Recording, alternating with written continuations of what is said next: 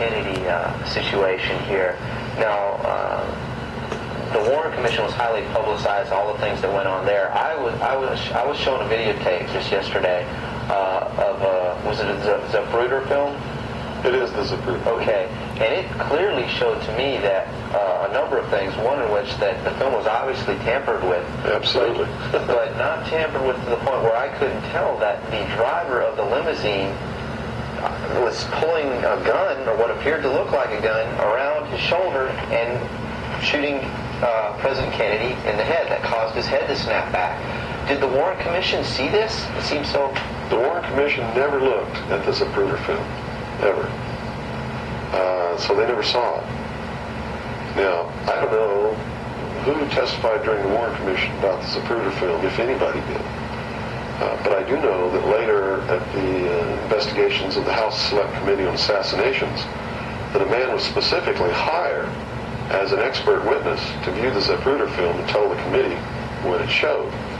And that man's name is Robert Groden. He wrote High Treason, which is a bestseller out now on the Kennedy assassination. And he was one of the many so-called technical experts for the making of Oliver Stone's film called JFK. He's also a fake, a fraud, a traitor, a liar. He was hired by the House Select Committee on Assassinations based upon his resume, which says, very simply, that he is the world's foremost #1 photo analyst, which is a lie. He never went to school in photography. He never was a photographer.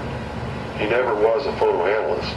And I got to tell you right now that the world's #1 foremost photo analysts are all come out of the military intelligence community, who are trained to interpret high-altitude photography and learn what really is there. He never served in that capacity either. He looked at the Zapruder film, and he told Congress, he told the committee in testimony, he testified, both in written and in verbal form, that William Greer never took his hands off the steering wheel. And that's a blatant lie. I mean, anybody can look at the Zapruder film and see that William Greer takes his hands off the steering wheel. And even if you couldn't see it, if they cut out the frames, you could still see that William Greer, if this were the seat of the car, is turned all the way around with his right side against the rear cushion of the front seat, looking directly at President Kennedy in this attitude. And it is a physical impossibility to have both hands on the wheel in that attitude. So we know that Robert Groden, #1, was not who he said he was, had no expertise to be doing the job that he was hired to do.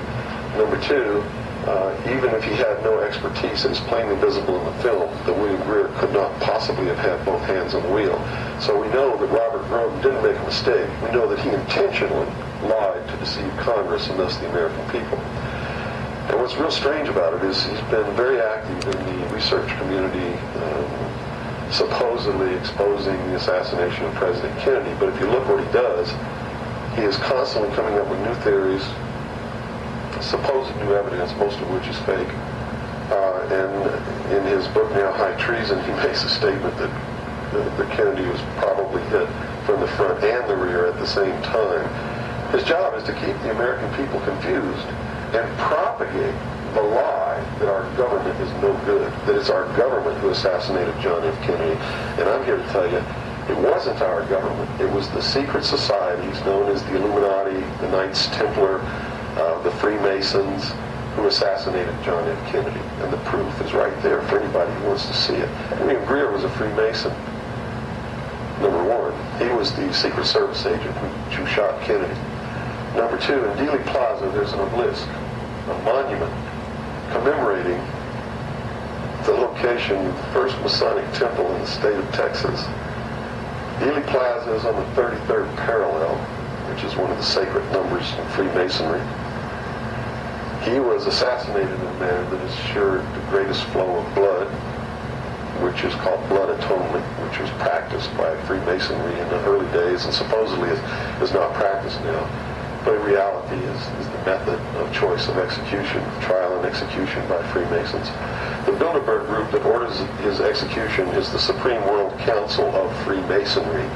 and consists of 39 permanent members, which is 3 times 13, which is also the exact number of men who signed the Constitution. 39. You see, our forefathers were also members of this secret group, and this country was founded to bring about the New World Order. And it's all in the Great Seal of the United States, which was, and that the design of the Great Seal was made law in 1782. It's just absolutely incredible that the American people don't understand that groups of men don't get together and meet in secret and take blood oaths which say that they can be cut open and their heart ripped out of their body and their intestines scattered over the floor if they talk about the secrets. That's not a benevolent fraternity. That's a dangerous group of men.